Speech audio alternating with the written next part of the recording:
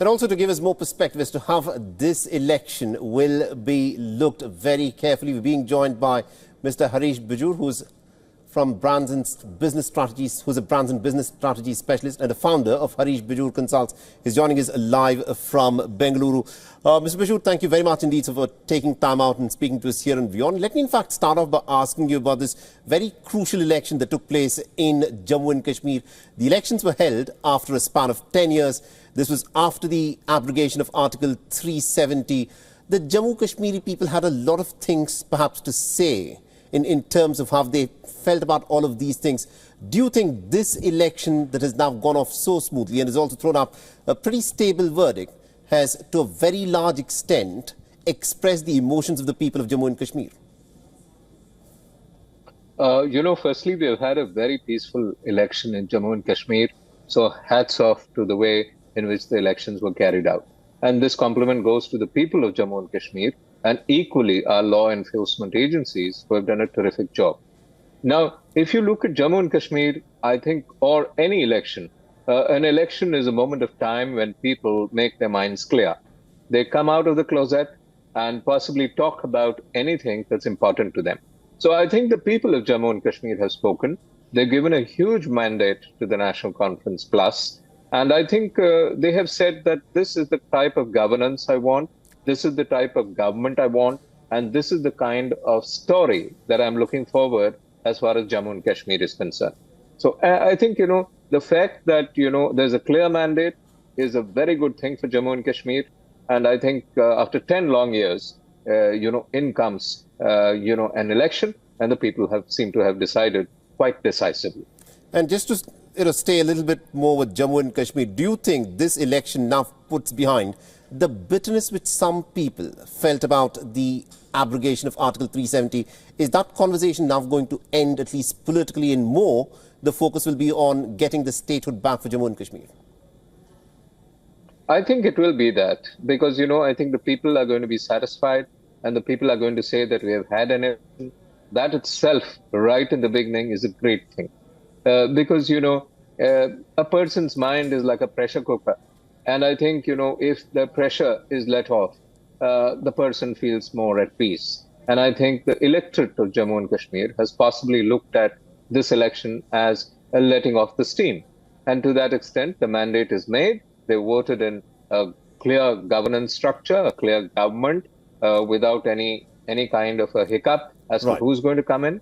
And they seem to have been made up their mind. If you really look at the PDP and the National Conference, you will suddenly see that, the entire thing has moved. What PDP enjoyed in the last election in 2014, the National Conference enjoys today. Right. And I think with a bigger mandate than anything that comes by. So I think all is good that ends well. All right. We also need to talk about the state of Haryana. And this has been a verdict that very few pollsters predicted. In your opinion, what do you think has actually happened here? Did the Bharatiya Janata Party snatch victory from the jaws of defeat, or did the Congress snatch defeat from the jaws of victory? What has happened here? Okay. The government in Haryana, 10 long years of governance, and then a government comes back. That is the big story. It simply means to say two or three things. One, of course, the overall overarching point I want to make is the pollster has been drubbed in this election once again. Exit polls, I don't know why we trust them even today. They just don't work. Point number two I want to make is the fact that, this election had no wave. There was no clear wave towards the Bharatiya Janata Party. It couldn't have been that because it was, if at all, anti-incumbency. And there was certainly no clear wave towards the Congress. And the election seemed to have become bipolar in Haryana. And to that extent, I think when there's no wave in an election, when a particular party wins, it means it wins because of very clear and good election management. I think hats off to the BJP for managing the election so well at the micro level. Right. It also means one more thing. This election is an election where the RSS was back in the fray in the campaign with gusto. And the RSS plus the BJP is a powerful force because at the grassroots level, the RSS rules. And I think it's the comeback of that combo with gusto. It's an interesting combination that you're talking about, the Bharatiya Janata Party and also the RSS. But leading up to the polls, over the course of the last 3-4 years, what we had been witnessing were farmers' protest. And Haryana was one of those states which was hugely impacted by this. We also saw the wrestlers protesting in a very vehement manner against what they said were policies that were just not something that the government should have stood by. Do you think those issues just do not play up in this election, or did the pollsters just not read the sentiment that was there on the ground, where people, for the last 10 years, they've had the Bharatiya Janata Party government and they were pretty happy with it? Well, I would put it this way, that for the opposition, for the Congress, it is a missed opportunity.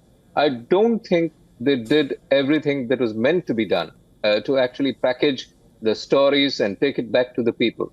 There was a wee bit of an overconfidence. This old-minded attitude to say that, anti-incumbency is always there, it comes to my rescue, just doesn't happen. In fact, this election victory is Mr. Amit Shah's victory. And to that extent, this is what I would call Shah Niti, Amit Shah Niti, playing wonderfully and actually converting a loss into a win. And a no-wave election, an anti-incumbency election being converted into a win for the BJP, that is the big story. And that is the success of Amit Shah. Absolutely indeed. And the BJP will say that this was a pro-incumbency verdict that the people have given. Thank you very much indeed, Mr. Bijur, for joining us and getting us that perspective there. Thank you. For all the latest news, download the WION app and subscribe to our YouTube channel.